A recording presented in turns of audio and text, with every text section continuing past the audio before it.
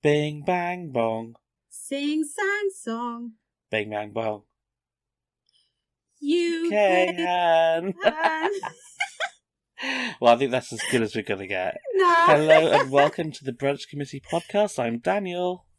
And I'm Amenye. How are you doing today? I am good. I think doing it on a Sunday, I am rejuvenated. I've had a pretty relaxing day. Yeah, it's good. How about you?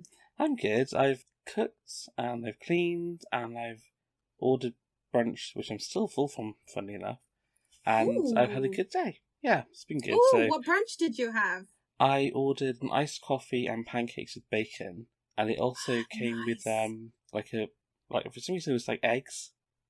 I think maybe I must have ordered eggs by mistake, but I wasn't mad. So No, sounds really good.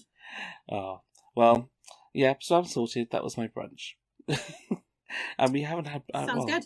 We haven't had brunch in such a long time. I can't remember when the last time I had brunch was. The last time we both had brunch together was our drag brunch. Oh yeah. Bimini, not Bimini. Ginny. I've got Bimini, Ginny, both mind. the yellow hair.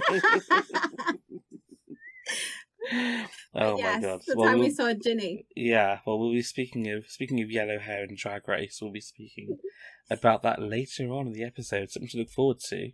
Yes, we will, and we've got 4 episodes to catch up on this week. I know. I've made some notes, and so I think you've made some notes as well. So yes, I have. We're going to be looking at our highs and lows. That's something actually I forgot to do with the highs and lows for the week. But did you have a little think about your highs and lows for the week? For the week? Yes, as in like my own life. Yeah. I feel like a lot for Drag Race. I don't have that much for my own life. There is no life outside Drag Race. No, it's no life. It's so true. I think it's something that I try to do to sort of be a bit more, I don't know if mindful's the right word or not, I think mindful. Yeah, to sort of think about the highs and the lows of the week, and so almost summarise each week up. But yeah, I think that's a good idea to try and do that in your daily life, really. Sort of at the end of the day, reflect and say, right, these are my highs, these are my lows, and that's that on that, and then go to bed. Yeah, no, but I think that's so true. I was speaking to somebody, and they actually gave me this book called, I can't remember what it's called, but I think it's something to do with like failures and people who've basically failed in life, and essentially how they've coped with different failures. And I think it's something, I'll remember what that book's called, but I think it's like the truth of failure or something like that. But I'll remember what it's called and let you know. But it's essentially how you're supposed to be reflective and basically do that at the end of your day, at the end of your week or work week, and essentially say, this is what I've done well, this is what I've struggled with, and then I guess what you're going to do in the following week. So that's actually quite a good way to do it. And I feel like I do it with work, but not necessarily with my own life, I guess. Yeah. So that's something I feel like I struggle with quite a lot in terms of like life in general.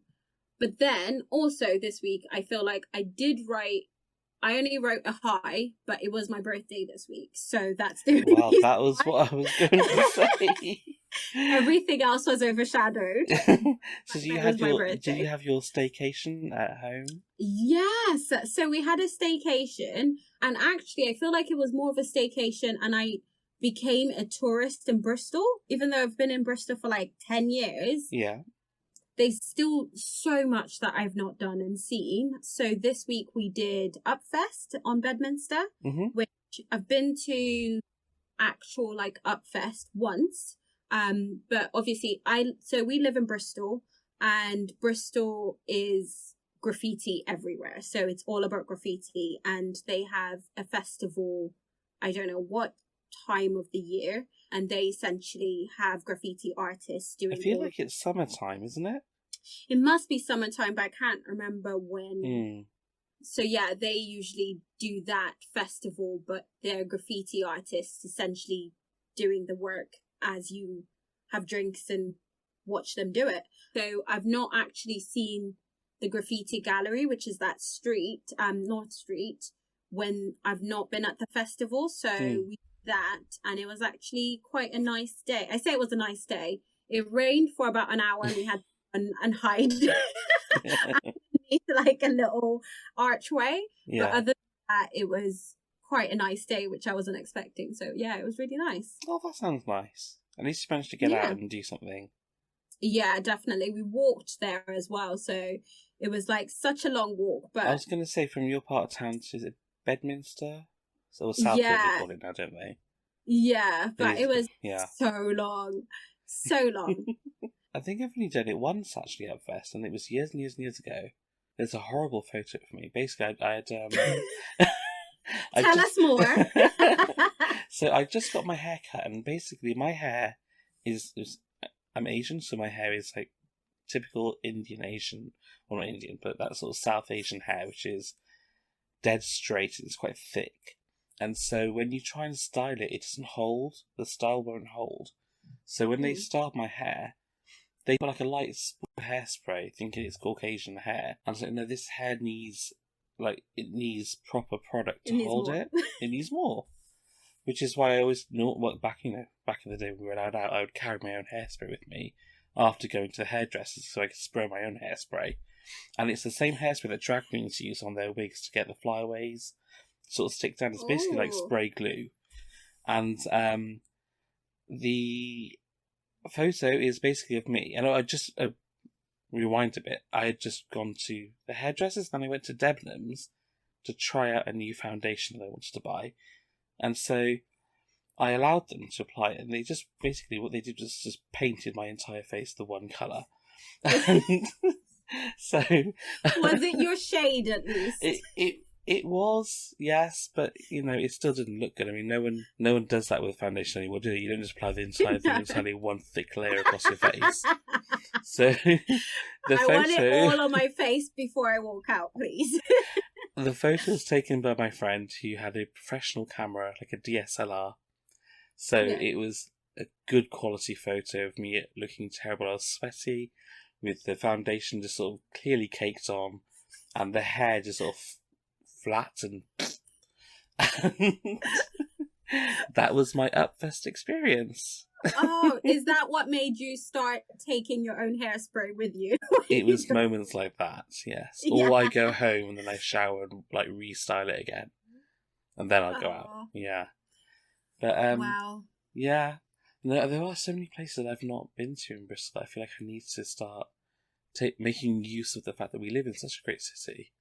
Yeah, I feel like you forget, don't you? Because people come, when people are visiting, they're essentially, you take different people to different places, but otherwise you forget how nice of a place it is. Exactly.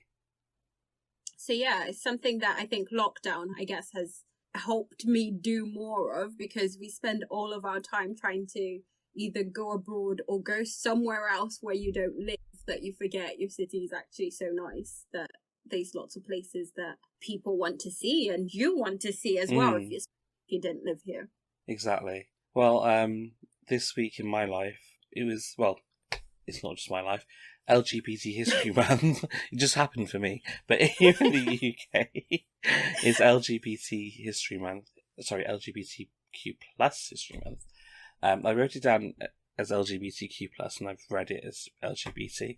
Anyway, at work, I think we sort of mentioned it last week when we were talking about diversity and inclusion. But I don't know if we really discussed LGBT History Month. I'm not too sure, but no, I don't think we did. I feel like we focused more on like BAME's side of it than LGBTQ plus. Okay. Well, basically, we have a diversity teams channel, and every day I try and post something related. So LGBTQ History Month was started in the UK in 2005 by Schools Out UK after the abolishment of Section 28 in 2003. Oh, okay. So Section 28 basically made it illegal for, and I'm not sure if it was the government or any sort of public organisation or local organisation which was funded by the public purse, so by taxpayers' money, to promote homosexuality or the lifestyle or presenting that the lifestyle is a viable alternative to your traditional heterosexual lifestyle. Yeah. And it did a lot of harm. And obviously, we spoke about this before about Davina De Campo in Drag Race UK talking about that. Yeah. But what it did, it made it difficult for teachers who perhaps would have stood up for people who were being bullied to do so because they would fear for their jobs. It also meant that the schools could take no official stance on these things. There's no such thing as sexual education for LGBTQ people.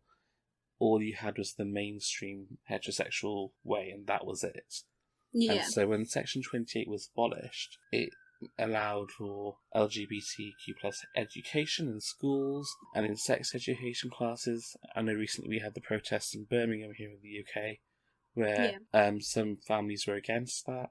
Unfortunately, there will be people who are against it, but there's so much progress that's been made since I was at school. But as part of the History Month, we've been sort of celebrating progress made, historical figures, and we've had 2 film nights. So last week we had Paris is Burning. This week we did Pride, which I don't know if you've seen the film Pride. I haven't seen Pride. No. I love Paris is Burning, but I watched it because you told me about it. So I love Paris is Burning. I haven't seen Pride. What's that one? Paris is Burning is one of my absolute favourite films, and I would also recommend to watch The Queen, and that is on Netflix at the moment. Okay. That is filmed in the 1960s. It's focused on a drag pageant. Okay. I think it's in New York. I'm not sure. But it has, for those who've seen Drag Race, Aja did a character in Snatch Game called Crystal LaBeija, and Crystal LaBeija is in this documentary and has quite a famous outburst. And I won't go into that, but if you watch it, you'll recognise it. Ooh, homework, guys. Homework. The Queen. Hello, campers. It's your editor speaking. I thought I'd do your homework for you. Enjoy the clip. Where's Miss Sabrina? Because I'll sue the bitch. Did you sign a release? I will sue. No, I didn't sign any release. And if she releases any bitch on me, I will sue the fool. She won't make money off of my name, darling. She can make it off of Harlow and all the rest of the fools that will flock to her. But not Crystal, darling. Anybody but her. You can take all the pictures you want of me, but I better not see them on the street because it's over. Get a picture with me and Harlow and we'll see which is more beautiful, darling. The judges didn't have any taste. It was with you that the judges was with, darling. You were in it. It was all week, 2 weeks. Monique told me not to come. That's why Monique is not here in dress, because she's one of the... Monique, darling. Friend of ours. Monique was not here as a friend of yours. She's a friend of mine, darling. Monique, would you tell her why you didn't come? Because she knew it's Victor Holler. She said, Crystal, darling, don't go. That's right, because you're not going to get it. And that's why all the true beauties didn't come. It's in bad taste and you're showing your colors and stuff. I am doing it bad, but I have a right to show my color, darling. I am beautiful, and I know I'm beautiful. Back to Pride. So Pride is set in the 1980s, 1984, 1985 to be specific. So it's around the time of the miners' strike. It's a fictionalized telling of a true story. So Mark Ashton co-founded the Lesbians and Gays Support the Miners group, I guess, and they would raise money for miners and their families who were being affected by the miners' strike. So obviously they can't work, they can't earn, and these families were starving. In some of the winters they had been freezing. And so there was no support, there's no welfare state to speak of, really. So they relied on local donations from the community, but also from LGSM. So the film tells the story of how they reached out to a community who did accept their donations. Most communities did not because of the fact that they were lesbian and gay people. Yeah. And it tells the story about how, despite being a repressed minority themselves, they were able to reach out and help. And we see towards the end of the film that the help is reciprocated in some form. It's a good film. It's a feel-good film. You know, it doesn't really... it sounds good. It got quite a nice happy ending. It tells the story of, sort of struggle and success and people coming together. So it does gloss over some of the more darker elements of that time. So about AIDS especially. Yeah. So that was a huge issue in the 1980s, not just here in the UK, but in America, obviously, as well, and all over the world, really. It also talks about the coming out story that a lot of people in the community have. Maybe not so much nowadays, I think things are getting better nowadays, but the risk of coming out and being rejected by your family. Yeah. Yeah, so it was quite a touching film, quite an interesting story. Had you watched it before? Yes. This? Yes, actually. So a friend and I went to see it in the cinema it must have been just around the time it came out, back in 2014. Yeah. Okay. She had free tickets, so I got taken along. So that was quite fun. But yeah. It did get me thinking about a TV series, which we did briefly chat about, you and I, offline. Called It's a Sin, which has been written by Russell T Davies, and how that talks about it tells a story about a group of friends who live in London during the AIDS crisis again. Yeah. But I feel it's a bit more of a realistic telling of that era. Yeah. Yeah.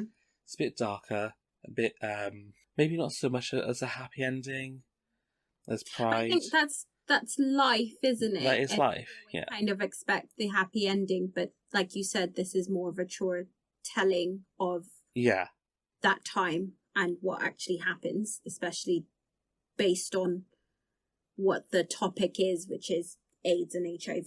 It's not always a happy ending. No, exactly. You're absolutely spot on there. One of the other things is that Pride, I don't know for sure. There was no, or very little, representation of the actual minorities involved in the casting. Yeah. The research I did do, most of the people who were casting the gay roles were straight, with the exception of maybe one or two people. I'm trying to remember off the top of my head. I think his name is Andrew Scott. He plays Moriarty in the Sherlock series. And he plays the hot priest in... what's that series? Phoebe Waller-Bridge, or what that series she did. I can't remember what it's called. I don't know it. I don't know what it is, but I know him off of Sherlock, and I really like that series. Yeah. So he was in Sherlock, and it was, I think he was the only person in the series who is LGBTQ+. I'm not certain.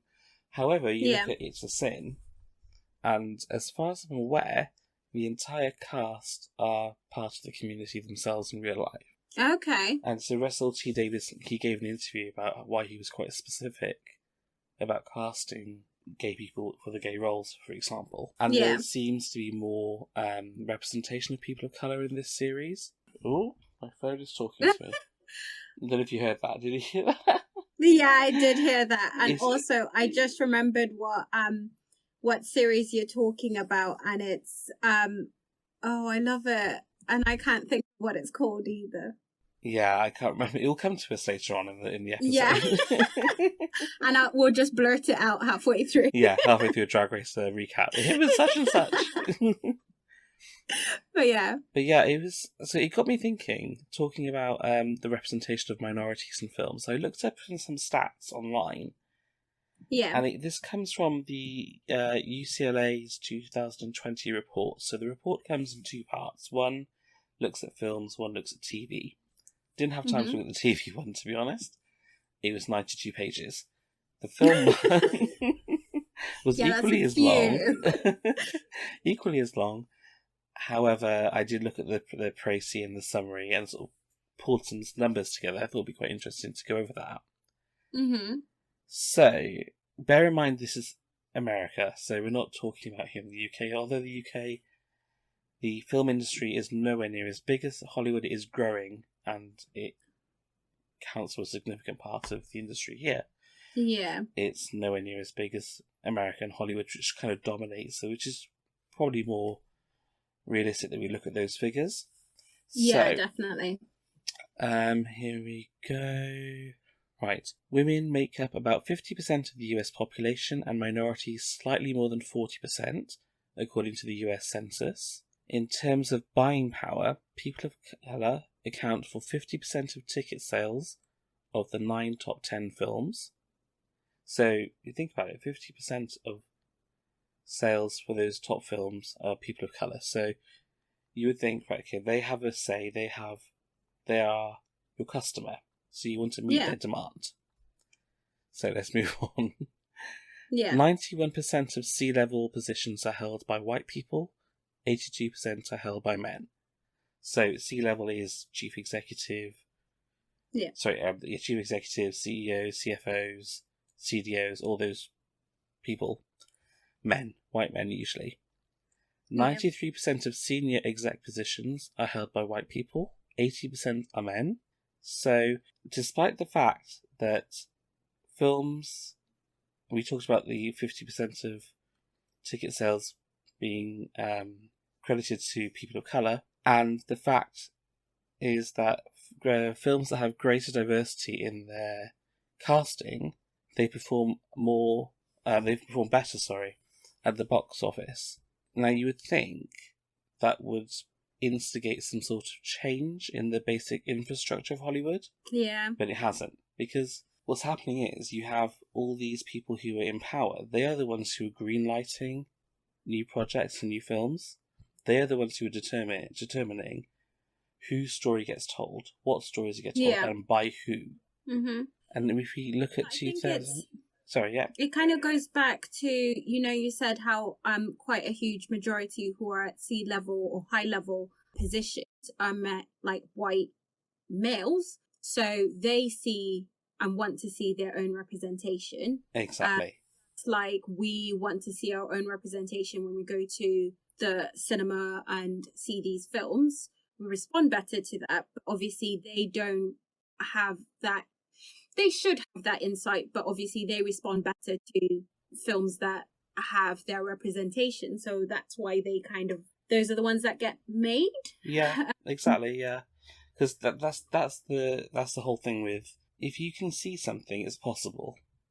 Yeah. So if you don't see yourself reflected in any industry, you don't necessarily have the pre-thought or the initial thought as a child growing up, oh, that is possible for someone like me. Yeah. I never saw myself growing up represented really much in TV beyond sort of stereotypes of roles. So I only thought that those were the types of characters or people who were around in the big wide world. I didn't realise they were people who were just your average person, or people who were a bit different like me, that they didn't exist. So you don't feel validated. Yeah. And it starts, it's that thing of like, I think now everybody's having to unlearn a lot of things, because you said it kind of goes down to your core, because that's something that you've grown up with, that even of colour don't really, it's kind of then a big deal when something happens where a person of colour is the main person in the role or the main person in the film, that you end up kind of going, oh, this is happening, and it's such a huge deal, when it shouldn't be a huge deal, because it should just be happening regardless. It's like when you have a film which is an all black cast, or majority like black Black cast. Panther was such a huge thing. But also that will then be referred to as a black film, maybe, or a film that is mainly about LGBT issues. It has its own category on Netflix, or a film where there's a woman in. I don't know if it's still the same. When Netflix used to do this, it was like strong women or strong female leads. They used to have a section for. And it's like, well, you don't have a strong male lead. Yeah. But it's assumed that's quote normal. Yeah. If we look. Have you watched? There's a new film with Zendaya's new film, and I can't remember his name.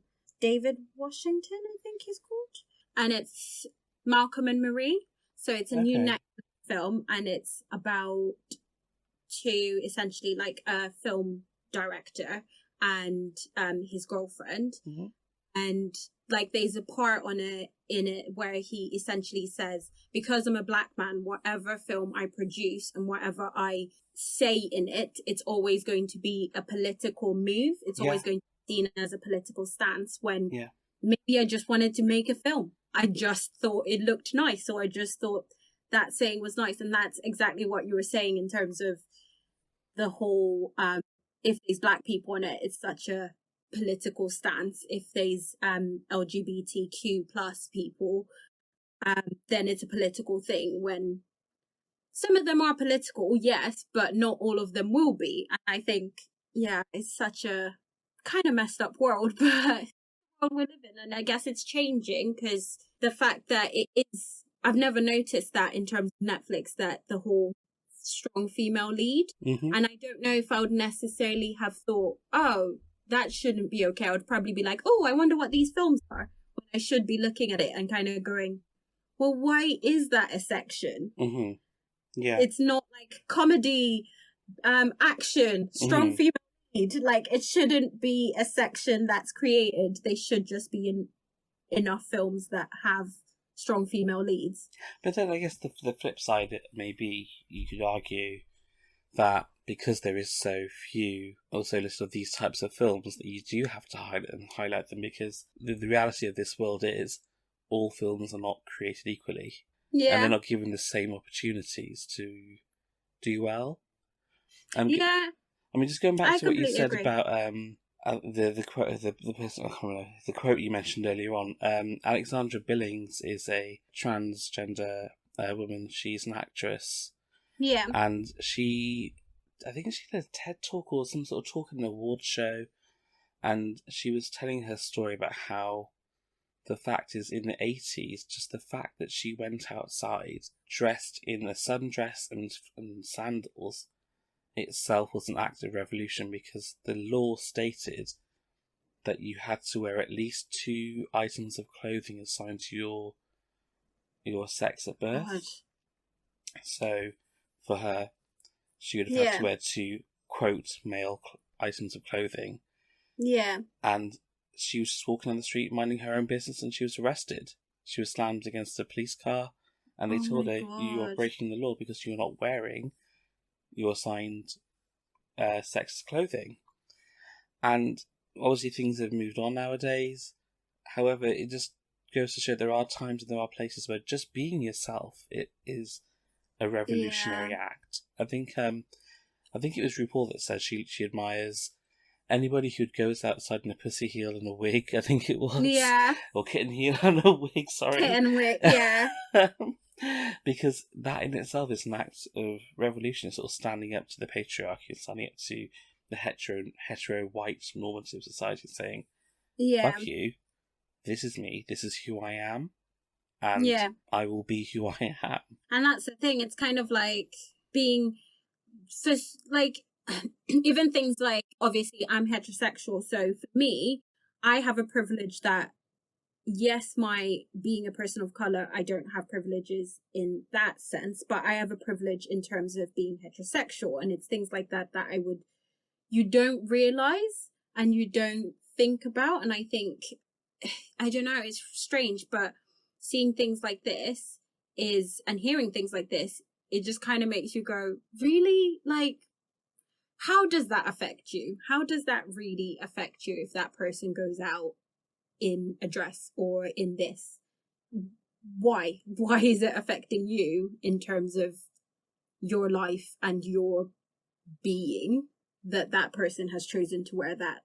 Exactly. And the fact is, it challenges the norm or the mainstream's perception of what is correct. I mean, essentially, it's, I think in a way you can perhaps link it back to a form of misogyny, because there is a fear of the feminine, a fear of someone owning their femininity. I think that's an entirely different, huge bucket for. Because then it also leads to the whole thing of I can't remember what her name is, but Mateo was listening to this podcast about, so she essentially, I'll remember who she is, but she's this black lady in America who is essentially saying why men these days are so feminine. They're just not the same. Men aren't built the same. They're not built in the way that men were 20 years ago. And it then goes back and essentially says, but that's you essentially saying, oh, they're not manly enough, and kind of judging and kind of building and going back to these stereotypes of what is a man and what is and what. So essentially you're saying they need to go back to what they were 20 years ago, when 20 years ago we probably wouldn't be allowed to be having this conversation right now. Yeah. Or you would have to be, I don't know if it was 20 years ago, but the whole women being barefoot and pregnant and in the freaking kitchen would kind of come back. And we can't be going back to this of, oh, men have to be men and women have to be women, and I don't know. I mean, that's a whole issue story. about like gender and gender roles in society. Yeah, and just going back to the statistics very quickly. So, in 2018, out of 139 films, 41% of the lead roles went to women, and 30.9% of all roles went to people of colour. So 41%. That's higher than I thought. It's higher than I thought. And if you look at the 2019 figures, it's 44.1% of the lead acting roles went to women, and 32.7% of all roles, not leading roles, all roles in general, went to people of colour. So the numbers are going up. They're going in the right direction. Yeah. But it's still quite low. And we're not even talking about lead roles when we come to people of colour. We're talking about, could be all background roles, supporting roles. Yeah.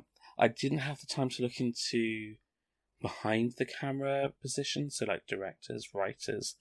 Yeah. But again, that is so important that we get representation in those, because again, we go back to the whole thing of those stories will not be told.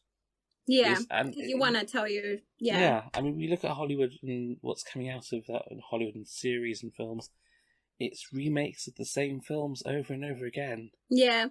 I'm bored. I'm so bored. And there are so many more interesting stories to be told in the world. Yeah.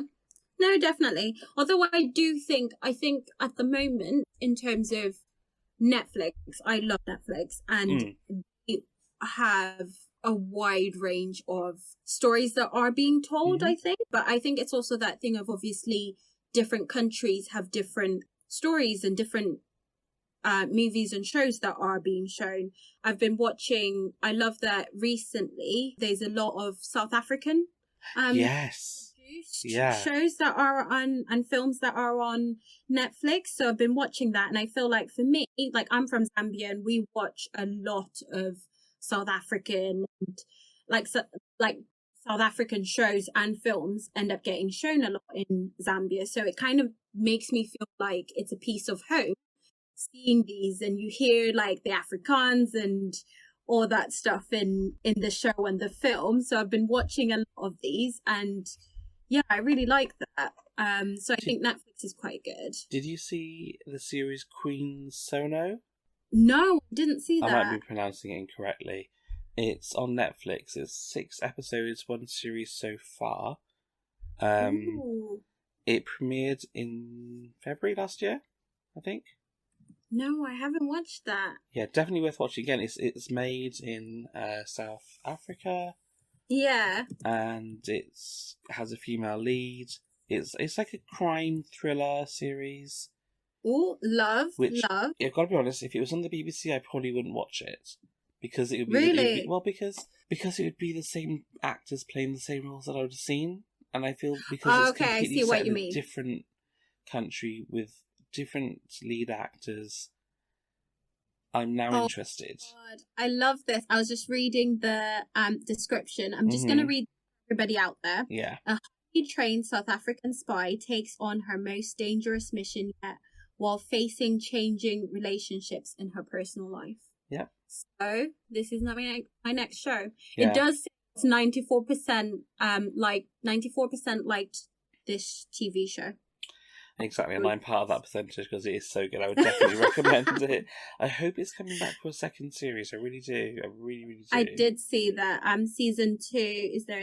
There's quite a lot of people asking. I mean, I'm looking at articles. No, it says we've made a difficult decision not to move forward with season 2 of Queen Sono. Netflix said the same. Why do they do this to Netflix do this all one the time, day at a don't time? they? I am gonna talk about this because I Yeah. love Day at a Time, and I Yeah. have watched it so many times. They cancelled that, and I don't know. It's so next. They- It got moved to a different network, didn't it? And then they cancelled it again. I can't find it anywhere because obviously it's an American Yeah. network they moved it to, so it's not as easy for you to get over here. Mm. But that is the annoying thing of, I know they said, oh, they didn't get as many views, and it's that thing of like, it is depending, there's so much on Netflix, so it's depending on what shows as your trailers, you know, when you finish a show or you finish the recommended ones. trailers that come up after.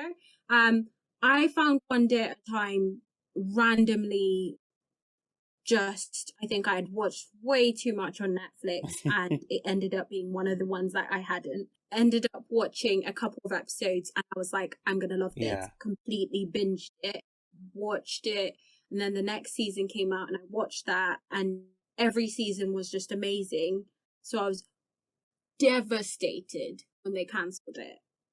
I know, it's just that they pay for. So there's so many series on Netflix. I think you could get rid of this and actually renew some of these great series. Yeah. See that, and Marlon. Did you watch What was it Marlon? called? Marlon, No. which is the Marlon Wayans. Oh, that's also another one that was amazing. Was it and a comedy? that got cancelled.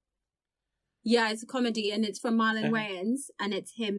It's about him and his family. So he's like a YouTuber, but he's like divorced from his wife, but they have like 2 kids, and they have like quite a good like relationship, like friendship still after the divorce. So it's just them and them raising their kids, their friends. But it's so funny. It's still on there, but they've cancelled it after the second Yeah, season. looking online, it says 2 series. Okay. Yeah, Yeah. it's so funny. Well, speaking of series, Yeah, you were gonna say one. Yeah. Drag Race US. Yes. So Mhm. yeah, episode 7, Bossy Rossi Reboot. The Queens flex their improv. Sorry, I'm going to restart that. The Queens flex their improv skills in a reboot of the salacious talk show Bossy Rossi, hosted by Ross Matthews with T.S. Madison as the guest judge. So I've put my highlights. So actually, let's talk about the runway theme. The runway theme was Bead It, so they had to wear beads. Yeah. And Rue was wearing the sort of a version of a dress which I feel like we've seen in black. Which one was this? Let's see. I'll share my screen. Yes, please. You see it? Not yet. Yes, I can now. So, do you recognise the dress? So it's sort of Yes. structured on the left and not on Yeah. the right. I mean, she looks gorgeous, obviously. Always. And we had T.S. Madison, who I absolutely love. She's so funny. She is. Her YouTube and her Vine channel back in the day, I used to love watching that. Okay, so my highlights for this episode were RuPaul's workroom outfit. So she came out in the all black outfit with the hats and the glasses and the sort of wide leg trousers with the pleasers. And I thought she looked like a praying mantis and a train conductor and a baby. An old baby, but you know. Oh my god. Just limbs and like hats. It was a lot, but it was good. I mean, don't get me wrong. Yeah. I'm so glad that she gave the suits ensemble a rest. My other highlights for the week were Olivia Lux's mime performance. Yes, that was also on mine. Mm-hmm. I feel like she really stood out. Got Mick and the reading challenge. So her comeback to Tina when Tina said that. When she said to Tina that she looked like some sort of football player, and saying that Candy represents the pug community, that made me laugh so much. It was actually the best one in the reading challenge. Yeah. Definitely deserved that win. She won that challenge, didn't I think she did, yeah. Yeah. Simone, I'm saying Simone. Is it Simone or Simone? I don't know what it is anymore. I think they say Simone, but I think it's just Simone, and then obviously It's because of Raven, isn't it? Raven Simone. Yeah. Simone's runway with the beads Yes. in the sort of like the are we calling it a bralette? Or I don't know what we're calling it. The top and the bottom. Yeah. And when she turned around with the hair. Yeah, it was, and then it said the name. Yeah, I thought that was just so well done. And a quick shout out to Candy and Olivia. So I loved Candy's outfit in this one as well. It's a very soft, like peachy nude colour outfit with the big hat. Yes. And Olivia came out with the similar to the girl. Yeah, like the schoolgirl look. Yeah. I don't know if schoolgirl's the right word to say. I feel like it's like schoolgirl, like skipping rope. I could see her doing like the skipping ropes. And yeah. I feel like I knew that girl from church. Like, Yeah. like it just reminds me of someone who used to go to church with. He was in Sunday school with me. I don't know why. Yeah, I It's feel brought like back a memory.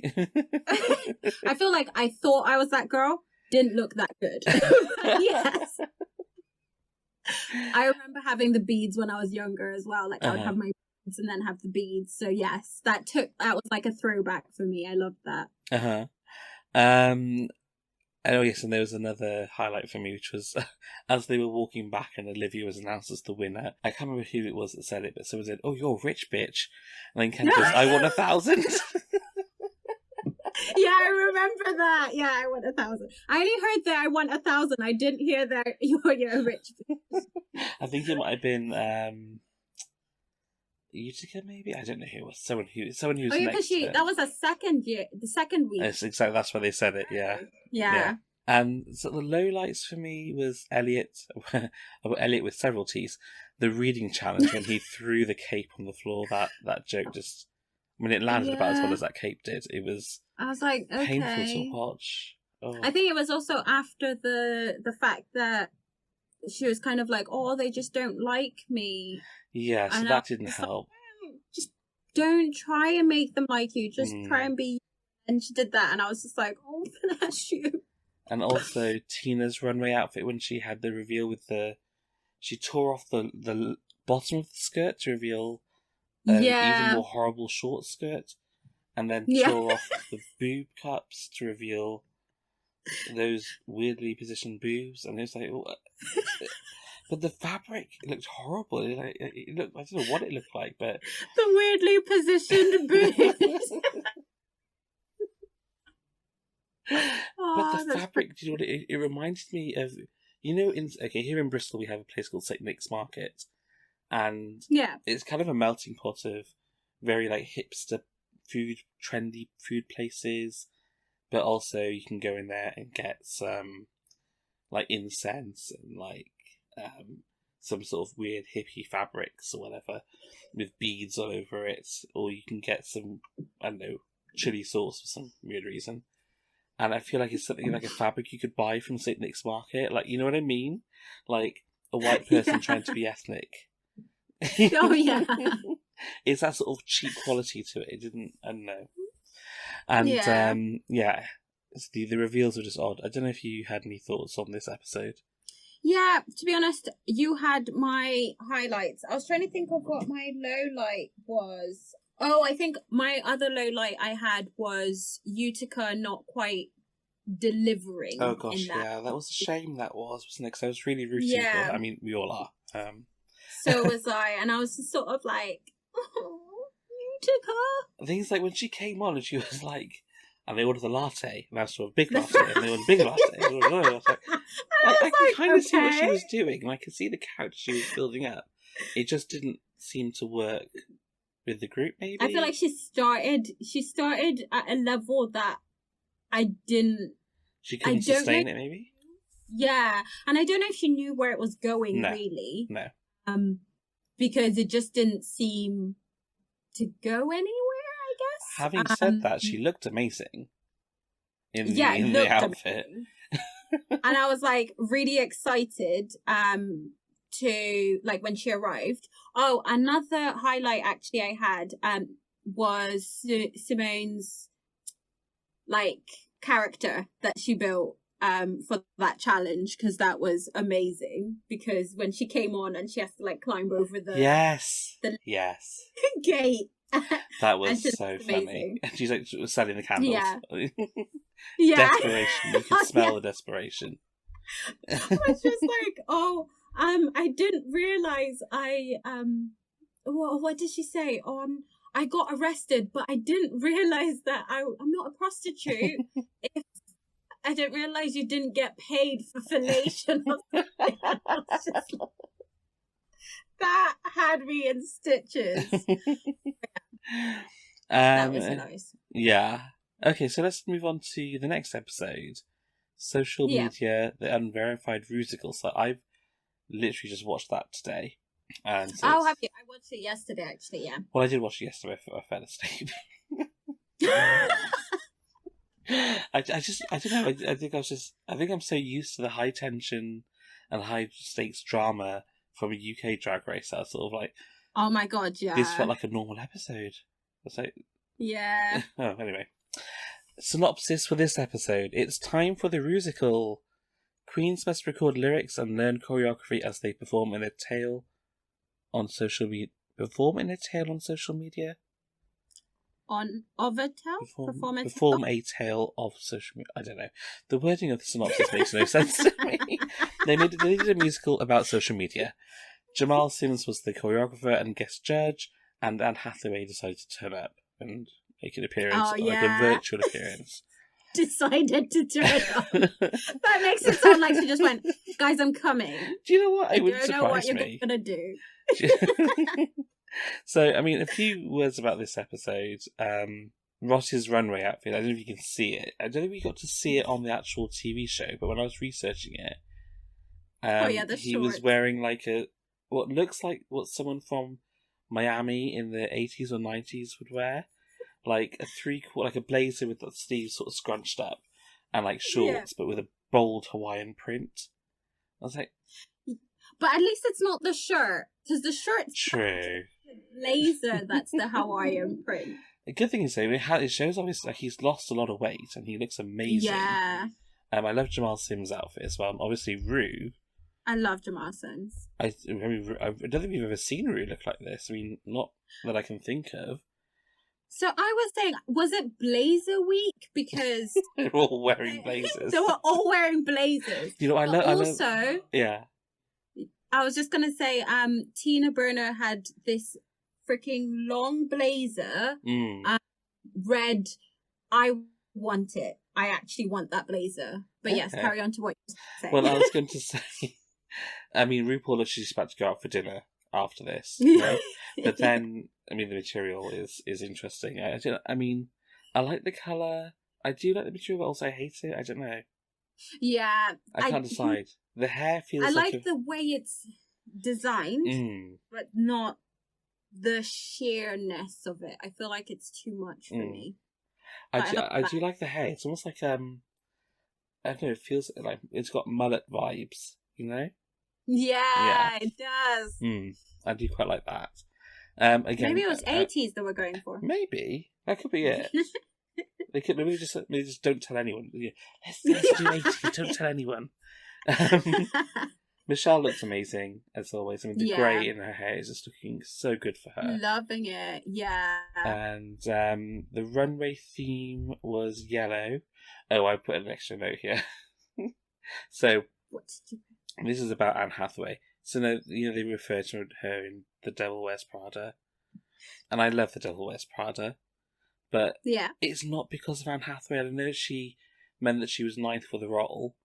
I really couldn't care less if she was in the film or not. I mean, they could have replaced her with Natalie Cassidy from EastEnders. I was going to say my favourite is... She could have played her, and I really don't think it could have made any difference. To be fair, my favourite in Devil Wears Prada is the friend who she basically steps over, and her Blunt. When she says, "I'm on this diet where I don't eat anything, and then if I feel faint, I eat a cube of cheese." That is my favourite line ever. There's a meme. I wouldn't recommend that. No. There's a meme going around. I don't know if you remember the part of the film where Meryl Streep's character, Miranda Priestley, is in the party, and she has Emily Blunt to the left and Anne Hathaway to the right, and Anne is whispering into her ear, as she meets people, oh, this is so and so, and they work at so and so. Oh yeah, yeah, Just yeah. prompting her to when she introduces her to people, so she looks like she knows everyone. And the quote is Anne Hathaway prompting RuPaul who the queens are. She goes through the workroom. Because I don't know if you noticed, in Drag Race UK, she has an iPad. Oh, and I think it's because she doesn't know who the queens are. Yeah, but I think it's because she doesn't know who the queens are, or the references. I feel like she only knows Lawrence Chaney. That's why. Lawrence Chaney. But I also feel like they've sort of swatted her up on like UK like memeology. Yeah, maybe. You know, like the Hunsnet Instagram page. Like they've just sort of made her sit down and read it all that. So that's where all her references are coming from. No. But anyway, going back to the US version, the runway was yellow, gorgeous. And so, the highlights for this week were, obviously I mentioned RuPaul looking amazing. And with a purse, she was wearing a purse. And I think, going back to RuPaul's outfit, I know we talked about it. I feel like she does a theme, or she'll say, oh, this week's theme will be black and white. And she'll turn up in a rainbow dress. Now... Yeah! I feel like she does that too! It's like... Is it going to be themed with her outfit? You know where sometimes you don't hear what she says in terms of, and the runway, the category is this, and I sometimes have to go back just to make sure I know what the category is. Same here. I rewatch it. No, it feels like she's her or the writers set these themes, and then she says to Zaldi, who is her designer, create the opposite of that, or she just doesn't give a fuck entirely. Or maybe she's scared the queen. She won't look as good as the queens on the stage, so she does something different entirely. What, to make sure they don't have the same thing as her? Well, I saw on Instagram. I know we're talking about her. She's left Kimora Hall. Her outfit. Every episode you have to put in Kimora Hall. I think to be fair, she does deserve a shout out. She did with the Chicago drag community a photo shoot of all Asian queens because of yellow and the connotation of yellow skin being associated with Asian people. Oh, okay. And so she was doing like Asian skin, like a photo shoot, and it's like all the drag queens like nude on this photo shoot. I thought it was absolutely beautifully done. I need to check it out. And her outfit was a Bob Mackie inspired Supremes outfit, like a dress. It's like Diana Ross and the Supremes. I can't remember what the song was, but it was like a yellow beaded outfit with the Supreme sort of hair, the big hair. And she would have looked amazing. Check it out. And I think if RuPaul had turned out, she could have looked better than RuPaul. So anyway, going back to another highlight for this episode, because this was the musical. Yes. Yeah. This was the... What is this called? The musical, yeah, the social media one, wasn't it? Social media. So that wasn't... I don't know. I wasn't really overly impressed with it, to be honest. I thought it was okay. Olivia Lux was great. Rosé did amazing. Yes, I'm gonna add Elliot, however many T's they are, triple 10, however many. She deserves all of them after that. I loved her, what is it? Billie Eilish impression / I really enjoyed that. I really enjoyed the TikTok because I think she nailed most of the TikTok people that are out there. So yeah, I really liked her. Okay. I mean, yeah, I guess she didn't do bad. She didn't do bad. No, she was just safe. She was safe, yeah. Low lights for the week. I think there weren't too many. I mean, because I feel like it was, like I said, the drama is elsewhere this year. Yeah. I feel like they judged Tina a little bit harshly. I mean, like I said, I'm not a huge fan of Tina, but I'm not a huge fan of her outfits on the runway necessarily, and I feel like her performance is good. But I feel like they were a bit harsh on her judging her today, this week, sorry. I agree with that, because I did not expect them to say that, and I was kind of like, oh, she's going to be safe. this person's going to be safe. I kind of didn't expect Denali's praise. I don't know if that's kind of controversial, but I didn't expect that. I felt like Gottmik kind of sold it to me a little bit more. I think the point where they mentioned a backflip, and I was like, she did a backflip? Yeah, I didn't see it. I had to go back and watch it. Yeah, me too. That's how much I feel like I wasn't really watching her. So I feel like I was expecting Denali to kind of be maybe where Tina was in terms of like lower down. I mean, one good thing about Tina was that she didn't wear red or orange again. So, oh yeah, although it was my God, yellow, which is kind of something associated. Different. But I like the outfit. Yeah. Yeah. Okay. I agree. So let's move on to Drag Race UK, the Eurovision Song Contest. RuPaul and the Queens return from their lockdown hiatus and search for the UK's next drag superstar resumes. With Queens reunited and added twist, there is so much excitement in the air, but the competition picks up quickly as the Queens form two groups for a Europop battle, the Eurovision Song Contest. In a glorious homage to Eurovision, the Queens record and perform the same catchy song, but can they swerve the dreaded null point? Amenye joins Michelle Visage and Graham Lawson on the judging panel as the fifth Queen sachets away from the competition. I just realised we missed something on the last episode, sorry. Going back to the US version, no one got sent home. Oh, yes! To be fair, I think watching the lip sync, I don't agree, but I was kind of like, Candy should have stayed. And then obviously because they picked Simone first, they said Simone and Tay, and I was like, oh, I did not expect that. I wanted Simone to stay, and I was hoping, kept being like, Simone, do more. But I felt like Candy maybe beat her a little bit for me because she was a bit more entertaining. Agreed. So I'm glad that they didn't send Candy home at that place because I kind of didn't deserve to go. I also kind of feel maybe we had the producer. I mean, we always have the producers steering the show. Yeah, but I feel true. Maybe they were like, well, we have our top four in mind already. So maybe. I don't know, we'll see. But that's true. Yeah.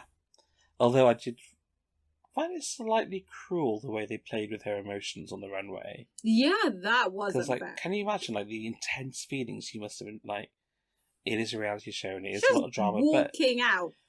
She's fully mentally prepared to go, and then all of a sudden Ru goes, actually, just joking, bye, Han. She was literally like bawling her eyes out, walking out, like actually walking away. I think Gottmik was like on her way up to go and hug her to go. And then they say, oh no. I was relieved because I was like, you can't make her go. It's not that I'm not a fan of Candy Muse. I feel like the whole issues she had with oh my God, I can't remember her name now. Elliot? Iman. Oh, Tamisha. Yeah, I feel like I've clouded it because I am in love with Tamisha. Yeah. But I think she is really good, and she was really good, so I was a little bit disappointed that they would send her away then. But yeah, so I was kind of like, I feel like she hasn't deserved to go. Yeah.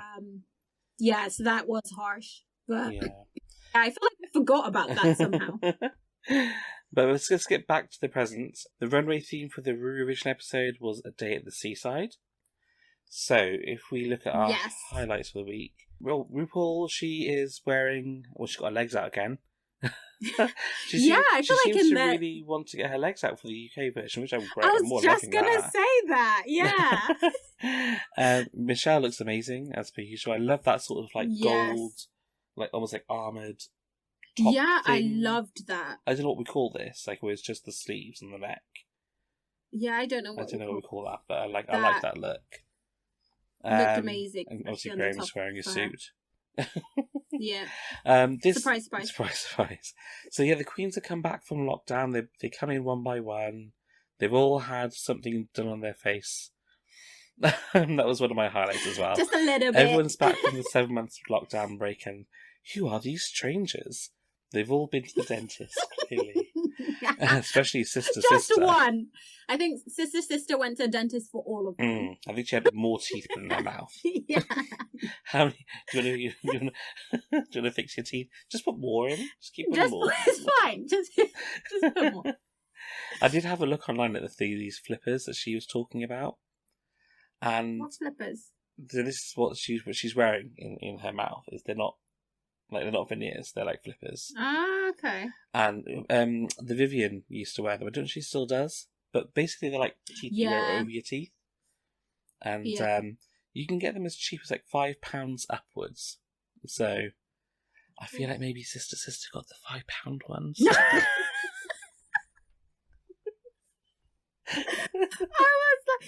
was like, they're not as white. I expect them to be like, like shiny white, like where they're like blinding you, but they weren't. And that's the like, thing. I don't understand what you've done. I mean, when I get my teeth whitened, they want to be able to blind people and oncoming traffic. You know? Exactly. Speaking about oncoming traffic, so RuPaul turns up into the room with a yellow wig, and the first thing I thought was, we've not heard from Ginny. And she scalped Ginny, and she's wearing her. She's wearing Ginny, and she absorbed her youth. I don't know. I mean, you gotta love RuPaul for these sort of things, haven't you? Pulling stunts. I'm pretty sure that's why she wore the yellow wig, though. Yeah, as a joke. And I was just like, "Oh God, this is hilarious." But yes. And then she brings in these three sort of, we supposedly pit crew, and it turns out to be Joe Black, Estina, and Cherry Valentine. And everyone has to vote who comes back, and they all vote for Joe Black, which I think was amazing. Which, that was one of my highlights for the week as well. But I did feel so bad for Estina and Cherry because it's a bit cruel. I kind of wish they'd been all brought back. Yeah, but if you think about it, not so much for Estina, more for Cherry because no one voted for Cherry. Yeah, that was quite sad, wasn't it? Yeah. I think that was like Estina at least had a couple of people vote. But they were brought back after 7 months, and only God knows how much money they spent, on their face and getting things done for the outfits. Whatever. Yeah, but I guess it depends on how quickly they knew about it. Well, they had 7 months to prepare, so. Yeah, but I don't know if they knew. Oh, they didn't know when they're coming back. It was only because, right. Yeah, it was just because of it would have been 2 Veronica. Weeks. It would have been 2 weeks, wouldn't it? Because they would have had to quarantine. Yeah, or maybe but 4 weeks. Yeah. Let's assume 4 weeks. Because it's technically Veronica got it, and that's why she couldn't come. Yeah, so that was one of my lows. It was Veronica had to stay home due to COVID, but she is coming back next season. Or season 3. She has an open invite, so hopefully she will be. Yeah. And hopefully she'll really do well in Series 3 and get I the think trophy she'll she be deserved. Better suited for it. Like have had time because I really liked her, but I don't think her runways were as polished as everybody else's. So I think maybe a bit more time. Maybe, yeah. Fitting. I feel like her outfits. I mean, apart from the red dress, which she wore, the rose dress. Yeah. I feel that was perfect. But apart from that, yeah, everything just lacked a little something. Yeah, just a little bit of oomph. Yeah. I don't know. So maybe just a bit more time. I think Series 3 she'll be. Yeah. Another one of my highlights I put was who put a coin in Sister. All right. Suddenly she's gained a personality. And she's sharing it with everyone. She's seriously. Amenye is amazing. Obviously, he looked amazing on the run, both run, like the time he was there for the recording session and for the judging session. I just loved everything Amenye had to wear. Yeah, I love him. Another bit that made me chuckle was Lawrence writing fan fiction for Tay. I've called them Tahora. I wonder if they are together because they were living together during the quarantine, weren't they? Yeah, so according to their Instagram and socials, they do live together, so I see that. Another one of my highlights for this week was Ellie's runway and Joe's runway. Yes, Joe's runway was so good. So, like, Yeah. I didn't expect that, and I don't think anybody expected that. No. Ellie's won again. The seagull. Yes, it was. I really liked that. And when was it Alan who said that maybe, or was it Graham who said that it looked a bit costumey? I was like, well, what do you expect? She's a seagull. I think it was. Yeah. How do you make that not? I mean, because she put heels in her feet. She put high heels. Yeah, in that the was really feet. good. I mean, that was overlooked. And the beak, like the beak, everything, yeah. like. Yeah. Right, so low lights. This is what we're here to talk about. Mm-hmm. We're gonna come. I think we'll say. Okay, so we'll start with Tia's runway outfits. It wasn't bad, but I mean, RuPaul saying, "Oh, this is regional pub drag." I was like, "You've never been to a pub in your life," but no, definitely not. But I kind of agree. Yes, it wasn't great. I agree. No, her hair was good. I liked her hair. I liked the cherry. Yeah. But the problem was you couldn't see the pattern of the cone on the skirt, and it could have been more fitted. Yeah. What else? Okay. Oh, another one of the lowlights I put here was the rivalry between Ahura and Sister Sister. Now, I wanted to talk about Okay, you talk first. Because I'm wondering, you know, we talked about how Sister Sister has a fire in his step. I kind of want to see how get a bit further to see if there's any more costumes that have been inspired by other people's costumes. Could be, but well, not costumes, but other people's outfits. The thing is, though, I don't see why she would do that, because she would get found out so easily. Like, it's just going to show, like, you can't. But there's no way it wasn't inspired by that. I don't know. She came with something else. If she came, because they said she came with something else, and was supposed to be a blonde in like a Baywatch bikini or something. Yeah, but she changed. And obviously, that, like, if you've seen the fact that they knew what Sister Sister came with means they probably spoke about it, especially because it was going to be the next runway. They probably spoke about it. Means there's no way she can say she didn't remember what. Maybe, but but the argument against that is, okay, she copied the outfit, but if she thought she was going to get away with something, she would have done it. Because she's not getting away with anything. But also, fish and chips is hardly a unique idea. No, but it is when you didn't have it before 7 months. Yeah, but they all had a chance to up their outfits. They all had a chance to up their game. And it quite possibly is that maybe she did think that maybe she didn't remember. I mean, Ahura's outfits are great, but, you know, she's not the best thing in the world, you know? No. So, but I don't know. Ahura did still win that outfit. Yeah, deservedly so. I mean, well. Yeah. I think Joe Black should have won personally, but we'll come to that in a second. The outfit competition, yes. The runway, yes. The rest of it. Well, okay, let's talk about it then. So, the infamous no H&M moment. I felt that was just way overdone. Like, RuPaul needs to. Someone put £2 in her. I think RuPaul was just upset because it's like after 7 months of. Yeah. Then there's this whole and Joe Black is Joe Black. I think that's also another thing. It's Joe Black has quite a lot of weight behind the name. So expect more. I don't know. You've been kicked out and you've come back. I don't know if it's that or just I don't think RuPaul got Joe Black from the beginning. No, I don't think. I think RuPaul just didn't understand Joe. And almost not had it in, was like, okay, let's get him off the show. Because I don't get it. Because let's face it, they can save people if they want to. Tia got saved several times. Yeah, you know? But I see what you mean. And the whole thing about yelling about the H&M dress. Okay, yes, it was a H&M dress.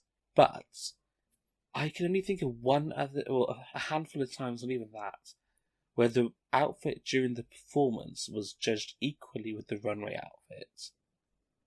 No, I think it's never, to be honest, I don't think it was judged equally. And I think if Joe hadn't been like, oh, H&M. Also, when he said that, I was kind of like, I would probably put them about the same level, H&M and Primark now. Well, maybe that's controversial, but I feel like they're kind of at the same level. I shop from both. It's not because I'm saying anything of that, but I don't really think it was necessary for him to be like, oh, H&M, because it doesn't really make it any better. I don't know. I think he was just being cheeky and like having, because I feel like if that had been Lawrence who had gone, oh, it was H&M, she would have been laughing. So I don't know what's going on here, but I found out on her Instagram or Twitter, Joe Black has Tourette's syndrome. So did you notice he's something like he blinks a lot sometimes, like when he's blinking? Yeah. And I think that just inspires some of his sort of character. Yeah, that's true. But the outfit Joe was wearing, I mean, yeah, the attention to detail on the outfits was incredible. Yeah, because I think that you can see the difference, isn't it? Like, obviously, when you put that next to Tia Coffee. Yeah. Yeah, exactly. Tia. Oh, Tia. Yeah. Tia. Well, Joe Black ended up going home, and they were lip syncing to the Communards. Don't leave me this way, I think it is. Yeah. And in the next episode, Tay sort of mentions that she feels like Joe maybe gave up halfway through, and I don't know. I mean, Joe has commented that he's not a lip sync performer. So maybe it is difficult. I mean, I try and put myself in the minds of these queens. Like, if I was a drag queen, I would be, like, repeating the same dance move over and over again. I wouldn't know what to do. I don't think he necessarily gave up. I don't think Joe... I think he's just an understated performer in that Yeah, sense. that's the thing. I feel like it's more, like you said, comedy. It's never quite like lip sync. And if it's lip sync, I feel like it's kind of like there's different comedy parts included in the song. It's never just like a song that sings. It's always like remix of something, I think. So I don't think it was necessarily like a giving up. I feel like maybe there was probably deflation, kind of feeling, oh, I've come back and then I'm back in the bottom again. And obviously can leave again, and the chances are I probably will. Yeah. Could probably see that, but I don't think anyone could really hide that from their face or their performance, because you would be deflated. But I think fought quite well. Didn't walk out. I think that's something we should probably mention. But I was just, that was one of my lowlights too, the fact that Joe came and went. Yeah. Because that's highlight and low light, because the entire time I was just like, Joe, pick Joe. I mean, it's the curse of the second return, isn't it? Every time, every time, except for, was it Lanesha? I feel maybe Lanesha Sparks. I'm not sure. I have to double check that. But anyway, moving on to episode 6, Snatch Game. This week, the queens showcase their best celebrity impressions and improv skill as they take on the iconic Snatch Game. Gemma Collins plays along, but can the queens match her blankety blank? On the judging panel, singer Jessie Ware joins Michelle Visage and Alan Carr as another queen sashays away. Now, my first thought was, when they said blankety blank, Lily Savage. No. No? Okay. What? So I have no idea what it is. So Lily Savage is an iconic UK drag queen from, 80? I'm trying to think how... I know the name, but I'm trying to think... So you know Paul O'Grady? Yeah. Right. So his drag character is Lily Savage. Okay, yeah. I think he sort of... Lily came onto TV more so in the 90s and hosted Blankety Blank. Okay. And in drag. Mm-hmm. And it was presented over these by Terry Wogan, Les Dawson, David Williams, Bradley Walsh, and Paul O'Grady. I think now I don't think he still does it anymore, but he used to do like a chat show, like a tea time chat show, you know. Yeah, yeah. And he has been critical of Drag Race. He's not a huge fan, but I always thought this would be the Oh, perfect really? opportunity to try and get him on board. Yeah. But I don't think he would. I don't know if he would. Yeah. And I don't know if RuPaul would have him on. Why is he critical of it? Well, if there's a lot of this sort of... I mean, I can understand this. It's sort of homogenized drag, you know. It's not quite as diverse, maybe, or... I think this is something you mentioned last time, actually. Yeah. So I guess. But I think also Kind of understand. maybe Paul feels a bit slighted. Maybe that's like all these young whippersnappers coming over here taking Lily's job, Taking our jobs. I don't know, but yeah. Whenever I think blankety blank, I think Lily Savage. Okay. But, Okay. anyway, so this week they're doing Snatch Game. So first of all, I thought Gemma Collins looked amazing. Now, Yes. in the pink with the hair was so silky and she was so soft and very very demure. I was like, wow. And then RuPaul's coming and going, Darren. I was like, God, RuPaul is on one today. But it's true. She did look so good. I kind of thought the gloves were a bit much and would have been too hot. I felt they were a bit Miss Piggy. I was like, I don't think you needed them. But everything else, absolutely loved. Yeah. So my highlights for this week were Taste as was it Kim or was it Kat? I can't remember. But have you seen Kath and Kim? Not really. I know of it, but yeah. I would seriously recommend watching it. I only recently watched it, maybe a few months ago, and it is. Is it kind of like funny. Ab Fab? Kind of like Ab Fab, in the sense. I like Ab Fab. In the sense that it's like a mother-daughter relationship, but it's set in Australia. I think if you liked Ab Fab, you'd like Kath and Kim. Okay. Yeah. I'll check it out. Yeah. Bimini, her as Katie Price. That was amazing.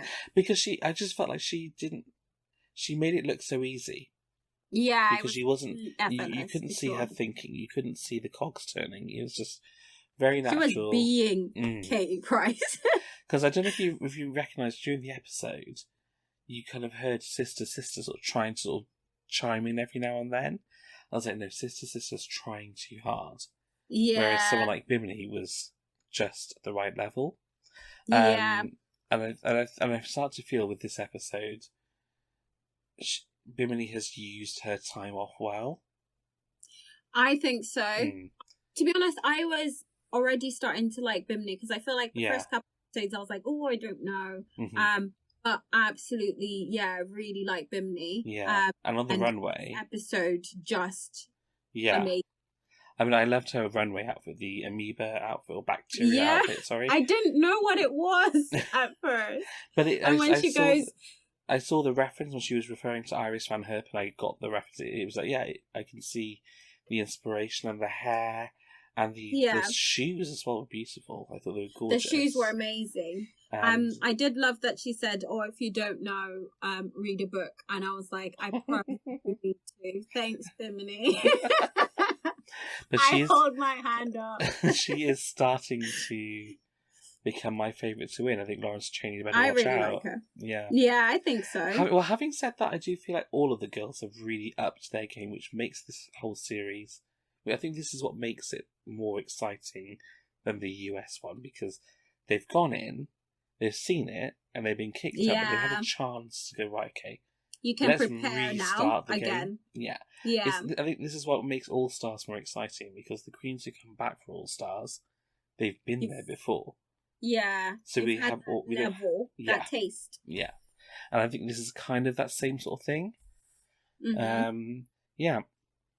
I guess so. Talking about Ellie as Vicky Pollard was amazing and like spot on. That was good. Yeah. I love Vicky. I love like Little Britain as well. So that was awesome. And another one of my highlights made me laugh. Was so once they'd done the runway, which was the prehistoric runway, and let's start with the Horace outfit. So I thought hers was so good. it was 3D printed to match her body. Yes. And there's a bit of, I don't know if you saw it, the bone underneath the jaw was poking into her throat. I thought, if she suddenly moved at the wrong speed, it could poke her in the throat. Oh my god. Yeah, because that was also designed just for her face. Yeah, exactly. And then we saw Sister coming out with a skull thing on her face. And I thought, obviously, you know. Yeah. I was like, okay, there I could have thought, okay, no, but it's different because the hair is different. And it's a different feel. It's a bit more 80s feel, you know? But also, the outfit was kind of similar to something else. But now I feel like in my head, I keep going, ooh, but is it original? But then again, you do think of prehistory and you do think animal skin too could be... Flintstones, yeah. Yeah, so we kind of forgive for that. But I don't know if you saw this bit, and they did sort of hover over it for a while, when Ahura went off the runway, and I think she was announced to be safe, and she had her fur coat. Oh, and she threw it. She threw it. Yeah. I thought, is she pissed off? So did I. I was like, what's going on? Because like she didn't just throw it, she like flung it, and then like sort of whipped it down onto the stage, onto the floor. I was like, it didn't seem like a triumphant thing. No. I thought that too. So I wonder if we're going to see something next week. That maybe something's going on. I don't know. Yeah, but I was like, that just means more like you're not. She thought she was going to lip sync, so you should be happy. I don't understand that, and I was exactly like, okay, but yeah. And there was my last highlight was when Tia Kofi, she was started being a bit harsh on herself, which is like, you know, I feel like I've let you down, Rue, with that. You know? And then Rue goes, I don't want you to be hard on yourself. Look at that gorgeous. Wait, body. It was like, RuPaul had to wait. She was like, oh god, I think it's something positive for this girl. She's crying on the screen. And do you know, everyone this week was emotional. I mean, you had Ellie breaking down, you had Ahura breaking down, you had Lawrence breaking down, and Tia breaking down.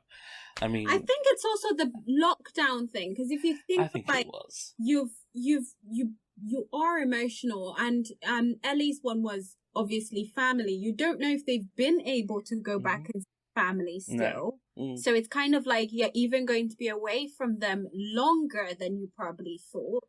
Yeah.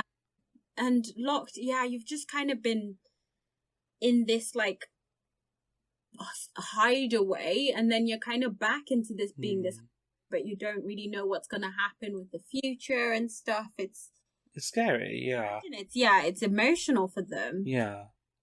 So for my lowlights, here we go. Let's have a look.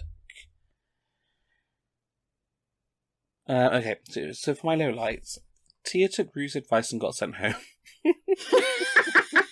And this happens quite a lot of times. Sure? I feel like this love that. I feel like this isn't the first time this has happened. Like they'll take Rue's advice and they'll end up going home.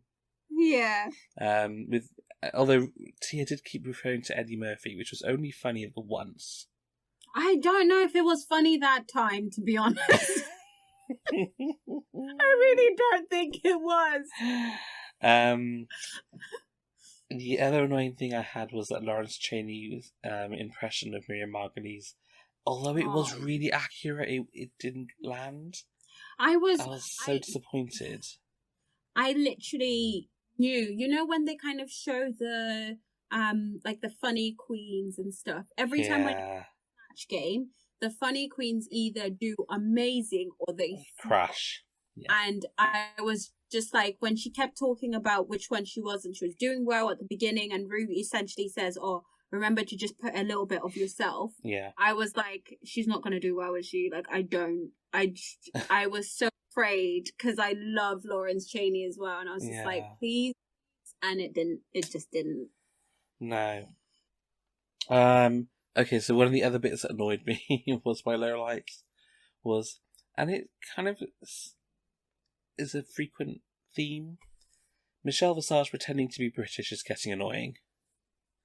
So when so RuPaul, she made a reference, I can't remember what it was now, and it was something like chips, the chippy. They were talking about the chippy, and RuPaul goes, "Oh, that's the fish and chip shop, isn't it?" And Michelle goes, "Well done, Ru." was like, Uh, Michelle Visage, you are not British. I know you want to be, but you are not British. Oh my She- god. like Acting like gifted she and gets all the references she's- that you don't get the yeah. references. I mean, it's okay. It's okay. You don't have to. Yeah. Yeah, I see what you mean.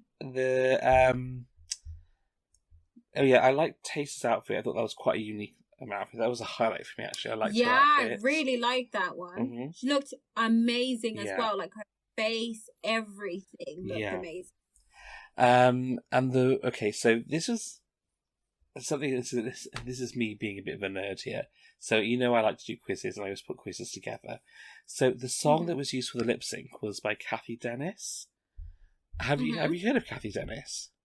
No. So it was "Touch Me All Night Long" by Kathy Dennis. Now, she had a small singing career, not huge, but she did. However, she's made most of her career and her money. I think she's like, when I looked it up online, she's like $14 million or something. So the songs she has written, okay, let's start with S Club 7, Never Had a Dream Come True, Reach, Kylie Minogue, Can't Get You Out of My Head, Will Young, Anything Is Possible. I'm skipping loads here. Kylie Minogue, Come Into My World, Rachel Stevens, Sweet Dreams by LAX, Britney Spears, Toxic, Sophie Ellis Bextor, Catch You, Sugar Babes, About You Now, Katy Perry, I Kissed a Girl, Jonas Brothers, Adam Lambert, Diana Vickers, Once, Mark Ronson, Somebody to Love Me, Sophie Ellis Bextor, Off and On, Galantis, she wrote pretty much the whole album, Runaway, Gold Dust, Love on Me, Holy Water. She wrote all of those songs. I mean, I only listed some of them, but she is like a pop hit writer. I did not know that. Yeah, she's someone I think is worth Researching. just do a little Google, just find out a bit about her, because I thought her, although she may not have done so well herself as a singer, she's written so many hits. Yeah, it seems like it. From that's insane. Yeah, exactly. No, I didn't know who she was, but now I do. Like some of those songs, I was like, "Oh yeah, yeah." I didn't know it was her. Yep. Okay.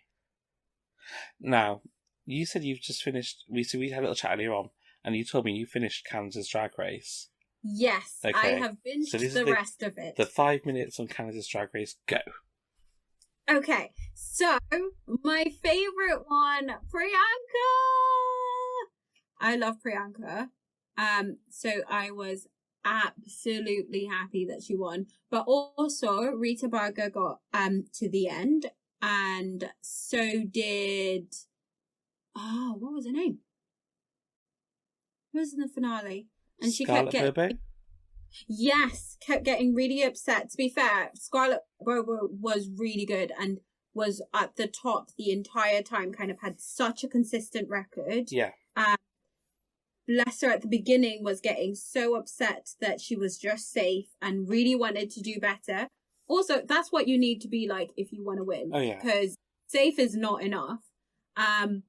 But gets to the final end and was doing so well. I kind of thought it was going to be her. So happy it was Priyanka. Not because I don't like Scarlett Bobo, but just because I love Priyanka. Yeah. But I really did think it was going to be her, just because the last two before the final, it was pretty much like Scarlett Bobo. Yes. So I was just like, oh god, it's gonna be her. And Rita Barga was in the bottom for the last two, when Rita Barga was kind of doing the best before that.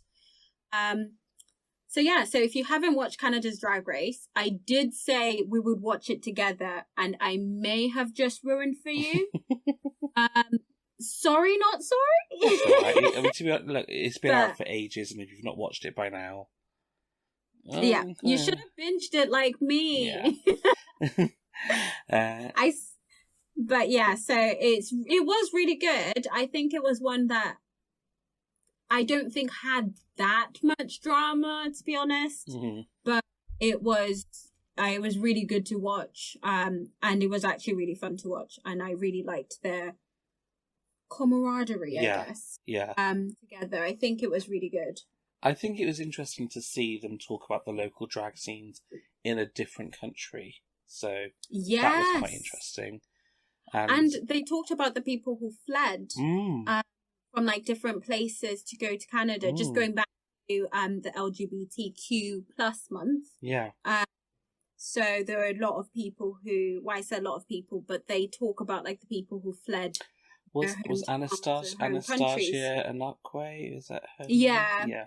Yeah. Who like had fled essentially to be able to kind of live her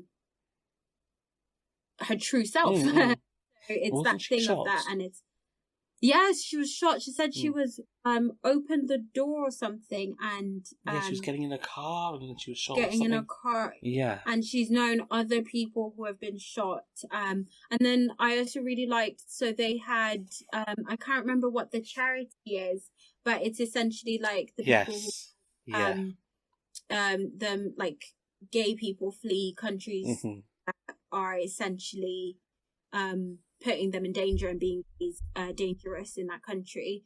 So that's they had people from who are refugees essentially from this charity as their transformation week. So when they had the transformation week, they had those people there, and they talked about where they fled and why they fled. And they had one of the guys who is essentially had always been part of the charity anyway, and he was doing work in his country, but when it became dangerous for him to be there, that's when he had to leave. And it's really sad to know that, and it's really sad to like be forced out of your where you were born and where you've always lived and where you've like you call home, everything you know. To then have I think to it's leave interesting that we don't often hear that side of stories about LGBTQ plus refugees very often. And I think that is something that could be looked into as a point of research. That is just for my sake, because I got to be honest, I don't think I've really beyond this heard much. No, to be honest, I hadn't either, and I really like that about like Canada's Drag Race. To be honest, I like that about like so when you were talking about Section 8 and how Davina, I didn't know about that until I had watched obviously UK's Drag Race and Nina DeCampo talking about it, and I learned so much. Like we always talk about like obviously the drama and the challenges and things that happen and or the feuds that they have, but there's a lot to learn from like the Drag Race shows, because everywhere has different things and the history behind it. If anything, it's good. It's a good place to sort of start off and think like, oh, that was interesting. Let me go off and do my own research. Yeah. Well, definitely. Look at that. RuPaul educating all of us. Exactly. Wow. If you can't teach yourself, go to RuPaul's Drag Race. So I think it's probably about time that we sort of wrapped up this episode. Yes. One thing I did want to sort of briefly mention, sort of, tease, I guess, would be that I had a few thoughts about a potential Eurovision episode. Obviously, especially that we had the Ruruvision episode.